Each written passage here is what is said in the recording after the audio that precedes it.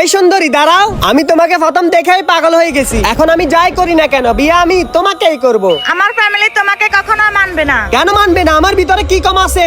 আমার ভাই লাখের মধ্যে একজন। কি করতে পারবে তুমি আমার জন্য? একবার বলে দেখো, আমি তোমার জন্য সব কিছু করতে পারবো। তুমি 1 মাস 5 ওয়াক্ত নামাজ পড়ো, তারপর আমি তোমাকে বলবো বিয়ে করব কি করব না।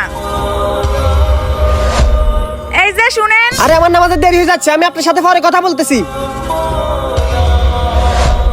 আসসালামু আলাইকুম। ওয়ালাইকুম আসসালাম। মাশাআল্লাহ, আপনি তো নিজেকে অনেক বদলে ফেলছেন। আর আপনার ওই বন্ধুগুলো? যখন থেকে আপনি আমাকে মসজিদের রাস্তা দেখিয়েছেন, তখন থেকে আল্লাহর প্রতি আমার ভালোবাসা জন্ম নিয়েছে, যে এখন খারাপ মানুষের সাথে মিশতেই মন চায় না। আমি আপনাকে আমার ভালোবাসার কথা জানিয়েছি, এখন যদি আপনি নাও করে দেন তাতে আমার কোনো দুঃখ থাকবে না, কারণ আমার মনে আল্লাহর জন্য অনেক ভালোবাসা জন্ম নিয়েছে।